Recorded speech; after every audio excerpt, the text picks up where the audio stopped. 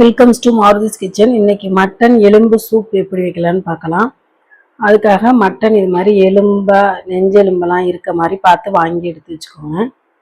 குக்கரில் எண்ணெய் ஊற்றி எண்ணெய் காஞ்சதும் சோம்பு, பட்டை, கிராம்பு, ஏலக்காய் எல்லாம் போட்டு நல்லா பொரிய விட்டுட்டு, பொரிஞ்ச பிறகு நம்ம இப்போ சின்ன வெங்காயத்தை நல்லா இடித்து வச்சுருக்கோம். அந்த வெங்காயத்தை இதோட சேர்த்துக்கலாம். 2 பச்சை மிளகாய், கருவேப்பிலை இது போட்டு நல்லா வதக்கிக்கோங்க. வெங்காயம் நல்லா வதங்கினதும் தட்டி வச்ச இஞ்சி, தட்டின பூண்டு சேர்த்து இதோட பச்சை வாசனை நல்லா போகிற வரைக்கும் வதக்கிக்கலாம். இஞ்சி பூண்டு நல்லா வதங்கினதும் நறுக்கி வச்சிருக்க தக்காளி, கொஞ்சமாக கல் உப்பு போட்டு நல்லா தக்காளியும் நல்லா வதக்கிக்கலாம். இந்த ஸ்டேஜில் நம்ம கழுவி வச்சிருக்க மட்டன்,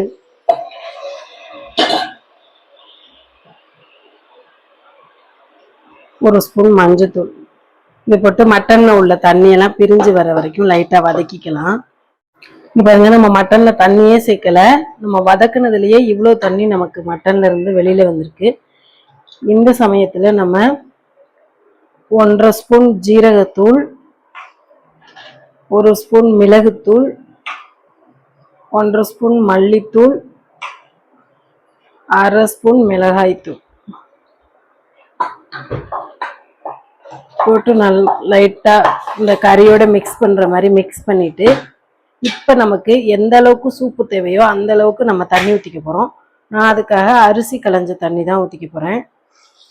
உங்களுக்கு எவ்வளோ சூப் வேணுமோ அவ்வளோ தண்ணி ஆட் பண்ணிக்கோங்க.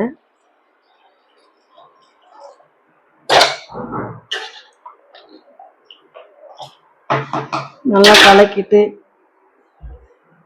மல்லி இலை கொஞ்சோண்டு போட்டு உப்பு காரம்லாம் செக் பண்ணி பார்த்துட்டு விசில் போட்டு நல்லா 8 இல்லைன்னா 9 விசில் வச்சு எடுத்துக்குவோம். விசில் வந்தோடனே குக்கரை ஓப்பன் பண்ணோன்னே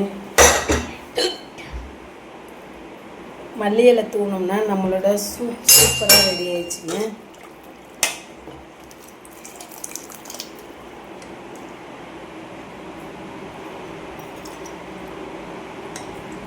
அவ்வளோதான். இது அப்படியே ஒரு தனி பவுலில் ஊற்றிட்டு குழந்தைங்களுக்கெல்லாம் சளி இருமல் இருக்கும்போது கொடுத்தோம்னா நல்லா சளி இருமல்லாம் சீக்கிரமே சரியாயிடும்.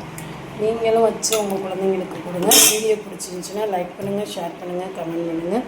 மறக்காமல் பெல் ஐக்கானை கிளிக் பண்ணிவிட்டு மாருதிஸ் கிச்சன் சேனலுக்கு சப்போர்ட் பண்ணுங்கள்.